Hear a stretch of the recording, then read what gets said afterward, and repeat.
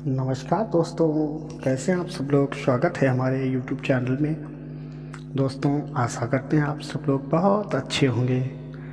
दोस्तों, आज है 4 फरवरी 2026। आज मायावती जी ने बहुत बड़ा ऐलान किया है। इतना बड़ा चौंकाने वाला ऐलान किया है कि विपक्षियों में बहुत बड़ी खलबल मच गई है। दोस्तों, ये खबरें ही नहीं बल्कि दलित समाज के उत्थान, ओबीसी के उत्थान, सभी वर्गों के उत्थान के लिए हैं। दोस्तों, यदि हमारे आपको वीडियो अच्छे लगते हैं तो आप हमारे वीडियो को अपने दोस्तों, रिश्तेदारों के इंस्टाग्राम, फेसबुक, व्हाट्सएप पर भेजना ना भूलें। दोस्तों, मायावती जी ने दलित समाज को बढ़ाने के लिए बहुत संघर्ष किया है।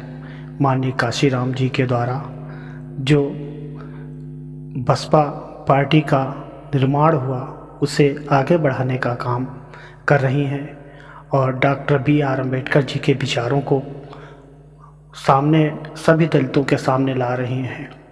तो दोस्तों, हमें यह बसपा पार्टी को मजबूत करना है और बाबा साहब भीमराव अम्बेडकर जी के सपने को साकार करना है। तो वीडियो को ज़्यादा से ज़्यादा शेयर करें, लाइक्स करें, कमेंट करें और कमेंट में पूरे विश्वास के साथ लिखें, बीएसपी बहन मायावती जिंदाबाद। चलो चलते हैं आज की 15 बड़ी खबरें। सुनिए पहली खबर। और हाँ, ये रोज़ाना खबरें आपको 8 बजे देखने को मिलेंगी। सुनिए पहली खबर। बहुजन समाज पार्टी की राष्ट्रीय अध्यक्ष और उत्तर प्रदेश की पूर्व मुख्यमंत्री बहन कुमारी मायावती जी ने आज लखनऊ में एक उच्च स्तरीय बैठक की है, जिसमें उन्होंने केंद्र सरकार द्वारा हाल ही में पेश किए गए बजट 2026-27 पर अपनी कड़ी प्रतिक्रिया दी है। मायावती जी ने स्पष्ट रूप से कहा है कि सरकार द्वारा घोषित योजनाएं केवल कागजों पर लुभावनी नजर आती हैं, लेकिन असली चुनौती इनके जमीनी कार्यान्वयन की है। बहन जी ने केंद्र को आगाह किया कि बजट केवल बड़े पूंजीपतियों को लाभ पहुंचाने का जरिया नहीं होना चाहिए, बल्कि इसमें गरीबों, मजदूरों और बहुजन समाज के हितों का स्पष्ट प्रतिबिंब दिखना चाहिए। उन्होंने कहा कि सरकार को यह सुनिश्चित करना होगा कि बजट की घोषणाएं केवल चुनावी जुमला बनकर न रह जाएं। मायावती जी ने विशेष रूप से दलितों और पिछड़ों के कल्याण के लिए आवंटित धन के सही इस्तेमाल पर जोर दिया और कहा कि जब तक समाज के अंतिम व्यक्ति तक लाभ नहीं पहुंचता, तब तक ऐसे भव्य नामों वाली योजनाओं का कोई अर्थ नहीं है। बहन जी ने बैठक में मौजूद पदाधिकारियों से कहा कि वे बजट की इन कमियों को जनता के बीच उजागर करें और उन्हें बताएं कि कैसे मौजूदा सरकार केवल विज्ञापन के जरिए विकास का भ्रम फैला रही है। उनका ये बयान आगामी चुनावों के मद्देनजर बेहद महत्वपूर्ण माना जा रहा है। आइए बढ़ते हैं दूसरी बड़ी खबर की ओर। बहन मायावती जी ने आज उत्तर प्रदेश में कानून व्यवस्था की स्थिति पर गहरा रोष प्रकट करते हुए राज्य सरकार को कटघरे में खड़ा किया है। हाथरस और अलीगढ़ जैसी घटनाओं का जिक्र करते हुए बहन जी ने कहा कि प्रदेश में भ्रष्टाचार और अपराध का बोलबाला बढ़ता जा रहा है। उन्होंने विशेष रूप से सरकारी दफ्तरों में व्याप्त भ्रष्टाचार पर प्रहार किया और कहा कि जनता के काम करने के बदले अधिकारियों द्वारा खुलेआम रिश्वत की मांग की जा रही है। मायावती जी ने अपने शासनकाल की याद दिलाते हुए कहा कि बसपा सरकार में अपराधी जेल के भीतर होते थे और आम आदमी खुद को सुरक्षित महसूस करता था।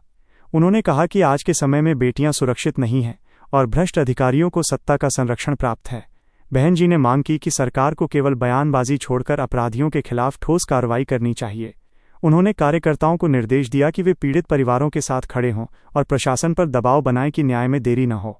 मायावती जी ने स्पष्ट किया कि बहुजन समाज पार्टी आने वाले समय में कानून व्यवस्था और भ्रष्टाचार को एक बड़ा चुनावी मुद्दा बनाएगी। उन्होंने कहा कि प्रदेश की जनता अब बदलाव चाहती है और वो दिन दूर नहीं जब उत्तर प्रदेश में फिर से सर्वजन हिताय सर्वजन सुखाय की सरकार बनेगी।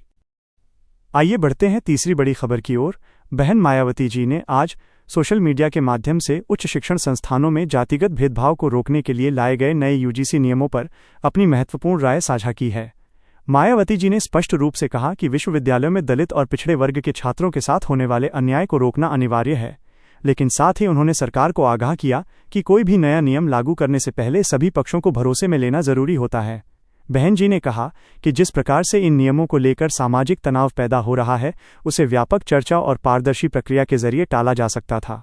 उन्होंने जोर देकर कहा कि शैक्षणिक संस्थानों का माहौल भाईचारे और समानता का होना चाहिए, न कि टकराव का।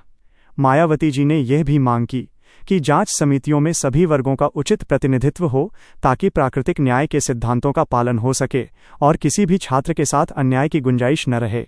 उन्होंने अपने कार्यकर्ताओं से कहा कि वे शिक्षा के क्षेत्र में बहुजन समाज के युवाओं के हक के लिए आवाज उठाते रहें और सुनिश्चित करें कि कोई भी छात्र जातिवाद के कारण अपनी पढ़ाई न छोड़े। बहन जी का यह रुख दर्शाता है कि वो न केवल अपने समाज के हितों के प्रति सजग हैं, बल्कि देश में सामाजिक सौहार्द बनाए रखने के लिए भी गंभीर हैं। आइए बढ़ते हैं चौथी बड़ी खबर की ओर। मायावती जी ने आज 2027 के उत्तर प्रदेश विधानसभा चुनाव को लेकर एक बहुत ही क्रांतिकारी रणनीति की घोषणा की है।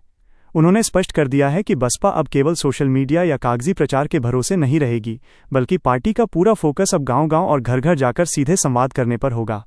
मायावती जी ने कहा कि विरोधियों के पास धनबल और मीडिया का साथ हो सकता है, लेकिन हमारे पास हमारे वफादार कार्यकर्ता और समर्थकों का अटूट विश्वास है। उन्होंने मिशन 2027 के तहत कैडर कैंपों को फिर से जीवित करने का निर्देश दिया है, जहां पार्टी की विचारधारा और बाबा साहब के सपनों के बारे में लोगों को जागरूक किया जाएगा। बहन जी ने साफ किया कि इस बार टिकट बंटवारे में केवल और केवल निष्ठा और जमीनी पकड़ को ही आधार बनाया जाएगा। उन्होंने युवाओं और महिलाओं की भागीदारी बढ़ाने के लिए विशेष प्रकोष्ठों को सक्रिय कर दिया है। मायावती जी ने कार्यकर्ताओं में जोश भरते हुए कहा कि जिस दिन बहुजन समाज का एक एक व्यक्ति अपनी वोट की कीमत समझ जाएगा, उस दिन दिल्ली और लखनऊ का रास्ता बसपा के लिए खुल जाएगा। इस रणनीति ने विपक्षी दलों की नींद उड़ा दी है, क्योंकि बसपा का ये सड़क पर संघर्ष वाला पुराना अंदाज हमेशा से सत्ता परिवर्तन का कारक रहा है। आइए बढ़ते हैं पांचवी बड़ी खबर की ओर। बहन मायावती जी ने आज केंद्र सरकार की विकास और विरासत नीति पर सवाल उठाते हुए एक तीखा हमला बोला है। उन्होंने कहा कि सरकार विरासत के नाम पर भावनाओं से तो खेल रही है, लेकिन विकास के नाम पर गरीबों की जेब खाली हो रही है। मायावती जी ने त्रिपुरा और अन्य राज्यों के उदाहरण देते हुए कहा कि जब तक विकास का लाभ दलितों की बस्तियों और आदिवासियों के गांवों तक नहीं पहुंचता, तब तक इसे वास्तविक विकास नहीं माना जा सकता। उन्होंने कहा कि सरकार को आत्ममुग्धता से बाहर निकलकर बेरोजगारी और भूखमरी जैसे जमीनी सवालों के जवाब देने चाहिए। बहन जी ने विशेष रूप से ये मुद्दा उठाया कि देश में सार्वजनिक क्षेत्र की इकाइयों को जिस तरह से निजी हाथों में बेचा जा रहा है, वो भविष्य में दलितों और पिछड़ों के आरक्षण को खत्म करने की एक गहरी साजिश है। उन्होंने मांग की है कि सरकार अपनी आर्थिक नीतियों में बदलाव करे और निजी क्षेत्र में भी आरक्षण की व्यवस्था सुनिश्चित करे। मायावती जी ने कहा कि केवल बड़े विज्ञापनों से देश महान नहीं बनता, बल्कि हर नागरिक को सम्मानजनक जीवन देने से बनता है। उनका ये बयान आज दिन भर राष्ट्रीय राजनीति में चर्चा का विषय बना रहा। आइए बढ़ते हैं छठी बड़ी खबर की ओर। मायावती जी ने आज उत्तर प्रदेश के कई जिलों में हो रही अघोषित बिजली कटौती और बढ़ते पानी के संकट पर राज्य सरकार को घेरा है। उन्होंने कहा कि एक तरफ तो सरकार स्मार्ट सिटी और डिजिटल इंडिया की बात करती है, दूसरी तरफ गांवों और छोटे शहरों में लोग बुनियादी सुविधाओं के लिए तरस रहे हैं। मायावती जी ने कहा कि उनके शासनकाल में बिजली और पानी की आपूर्ति को लेकर सख्त निर्देश थे और जनता को किसी प्रकार की समस्या नहीं होने दी जाती थी। उन्होंने आरोप लगाया कि वर्तमान सरकार का ध्यान केवल बड़े प्रोजेक्ट्स पर है, जबकि आम जनता की दैनिक समस्याओं को नज़रअंदाज किया जा रहा है। बहन जी ने मांग की है कि किसानों को खेती के लिए मुफ्त बिजली और सिंचाई की पर्याप्त सुविधा दी जाए, ताकि वे कर्ज के जाल में न फंसे। उन्होंने चेतावनी दी कि अगर जल्द ही इन समस्याओं का समाधान नहीं हुआ, तो बसपा पूरे प्रदेश में जिला मुख्यालयों पर बड़ा विरोध प्रदर्शन करेगी। मायावती जी ने पार्टी के सांसदों और पूर्व विधायकों को निर्देश दिया है कि वे अपने अपने क्षेत्रों में पानी और बिजली की समस्या को लेकर जिला प्रशासन से मुलाकात करें और जनता को राहत दिलवाएं। आइए बढ़ते हैं सातवीं बड़ी खबर की ओर। बहन मायावती जी ने आज विदेशों में रह रहे भारतीयों और विशेषकर बहुजन डायस्पोरा को लेकर एक बड़ा बयान दिया है। उन्होंने कहा कि आज पूरी दुनिया में बाबा साहब अम्बेडकर के अनुयायी फैले हुए हैं, जो भारत की प्रगति में योगदान दे रहे हैं, लेकिन भारत में उनके परिवारों को आज भी भेदभाव का सामना करना पड़ता है। मायावती जी ने सरकार से अपील की है कि वो प्रवासी भारतीयों के हितों की रक्षा के साथ साथ उनके भारत में रह रहे स्वजनों की सुरक्षा और सम्मान का भी ध्यान रखे। बहन जी ने यह भी कहा कि बसपा का प्रभाव अब अंतर्राष्ट्रीय स्तर पर बढ़ रहा है और कई देशों में अम्बेडकरवादी संगठन बसपा की विचारधारा से जुड़ रहे हैं। उन्होंने इसे मान्यवर कांशीराम जी के आंदोलन की बड़ी जीत बताया। मायावती जी ने कहा कि वो जल्द ही एक ऐसा डिजिटल प्लेटफॉर्म लॉन्च करेंगी जिसके जरिए दुनिया भर के बहुजन युवा एक दूसरे से जुड़ सकेंगे और अपने विचारों का आदान प्रदान कर सकेंगे।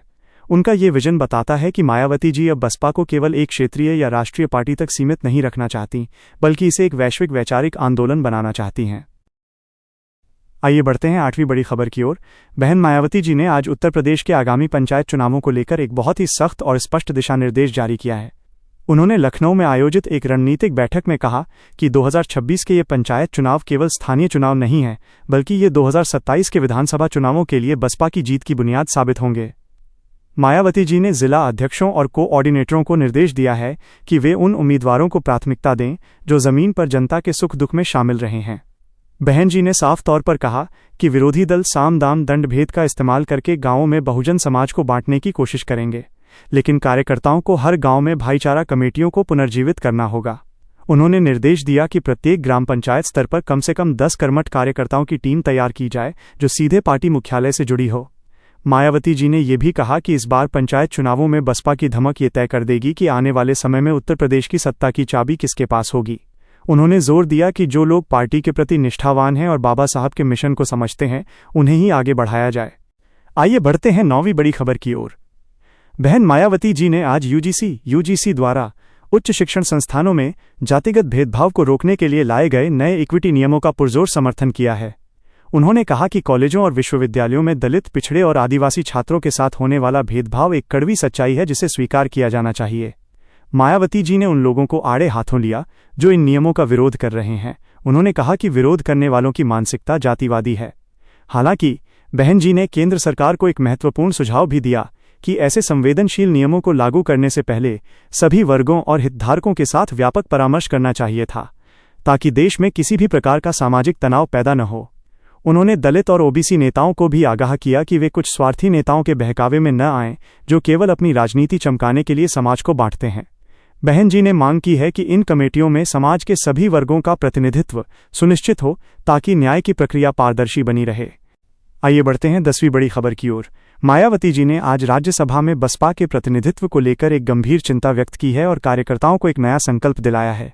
जैसा कि 2026 में बसपा के एकमात्र राज्यसभा सांसद का कार्यकाल समाप्त हो रहा है, मायावती जी ने कहा कि संसद में बहुजन समाज की आवाज को दबाने की कोशिशें की जा रही हैं। उन्होंने कार्यकर्ताओं से आह्वान किया कि हमें फिर से 2007 जैसी ताकत जुटानी होगी ताकि हम संसद और विधानसभा दोनों जगह अपनी पूरी मजबूती के साथ उपस्थित रहें। बहन जी ने कहा कि 4 दशकों में पहली बार ऐसी स्थिति आ रही है, लेकिन ये हमारे लिए हार नहीं बल्कि एक बड़ी छलांग लगाने का अवसर है। उन्होंने मिशन वापसी का नारा देते हुए कहा कि बसपा की जड़ें बहुत गहरी हैं और कोई भी आंधी उन्हें हिला नहीं सकती। उन्होंने निर्देश दिया कि अब सोशल मीडिया से ज़्यादा ध्यान डोर टू डोर कैंपेन पर दिया जाए ताकि जनता को बताया जा सके कि बसपा के बिना उनके हक की बात करने वाला कोई नहीं है।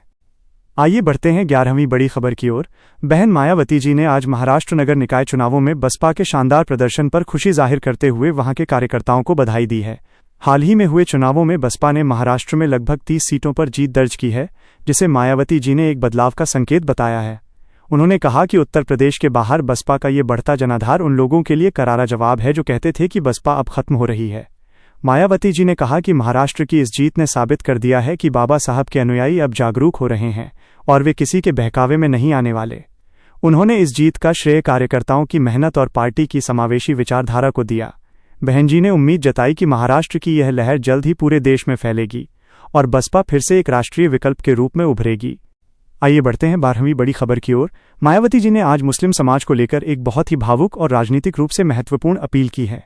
उन्होंने कहा कि पिछले कुछ समय में मुस्लिम समाज ने अन्य दलों को आजमाकर देख लिया है, लेकिन उन्हें सिवाय डर और असुरक्षा के कुछ नहीं मिला। बहन जी ने याद दिलाया कि बसपा के शासनकाल में न तो दंगे होते थे और न ही किसी के साथ भेदभाव होता था। उन्होंने कहा कि सपा भाजपा की नूरा कुश्ती में केवल गरीब और अल्पसंख्यक पिस रहे हैं। मायावती जी ने मुस्लिम समुदाय से आह्वान किया कि वे फिर से बसपा के साथ आएं, क्योंकि दलित मुस्लिम गठजोड़ ही वह ताकत है जो सांप्रदायिक शक्तियों को रोक सकती है। उन्होंने निर्देश दिया कि पार्टी के अल्पसंख्यक विंग को हर जिले में सक्रिय किया जाए और पुराने साथियों को फिर से पार्टी से जोड़ा जाए। आइए बढ़ते हैं 13वीं बड़ी खबर की ओर। बहन मायावती जी ने आज उत्तर प्रदेश के किसानों के लिए एक बहुत बड़ा और राहत भरा ऐलान किया है। उन्होंने कहा कि आवारा पशुओं की समस्या के कारण प्रदेश का किसान रात रात भर जागकर अपने खेतों की रखवाली करने को मजबूर है, फिर भी उसकी फसलें बर्बाद हो रही हैं। मायावती जी ने मांग की है कि सरकार को तुरंत हर जिले में बड़े और सुविधायुक्त गौवंश आश्रय स्थल बनाने चाहिए और किसानों को उनकी बर्बाद हुई फसलों का उचित मुआवजा देना चाहिए।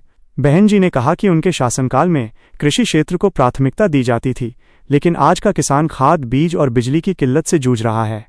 उन्होंने चेतावनी दी कि यदि किसानों की समस्याओं का समाधान 15 दिनों के भीतर नहीं शुरू हुआ तो बसपा का किसान विंग पूरे प्रदेश में बड़ा आंदोलन करेगा। आइए बढ़ते हैं 14वीं बड़ी खबर की ओर।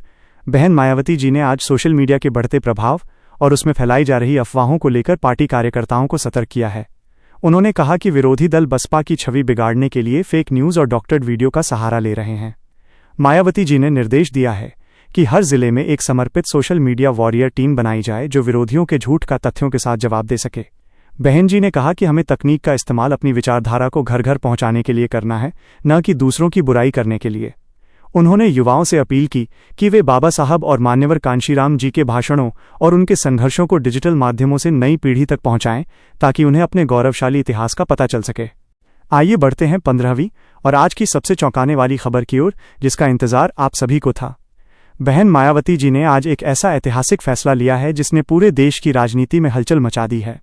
मायावती जी ने घोषणा की है कि आने वाले समय में बहुजन समाज पार्टी के संगठनात्मक ढांचे में 50% भागीदारी 40 वर्ष से कम उम्र के युवाओं की होगी। लेकिन इससे भी बड़ी बात यह है कि बहन जी ने स्पष्ट कर दिया है कि अब बसपा केवल सत्ता की राजनीति नहीं करेगी, बल्कि बहुजन समाज के आर्थिक सशक्तिकरण के लिए पार्टी के स्तर पर एक स्वायत्त आर्थिक कोष की स्थापना करेगी। इस कोष का उद्देश्य गरीब, दलित और पिछड़े मेधावी छात्रों को उच्च शिक्षा के लिए बिना किसी सरकारी निर्भरता के स्कॉलरशिप प्रदान करना और बहुजन समाज के छोटे उद्यमियों को बिना ब्याज के ऋण उपलब्ध कराना होगा। मायावती जी ने कहा कि हम अब केवल सरकार से मांग नहीं करेंगे, बल्कि अपनी ताकत से अपने समाज को आर्थिक रूप से स्वतंत्र बनाएंगे।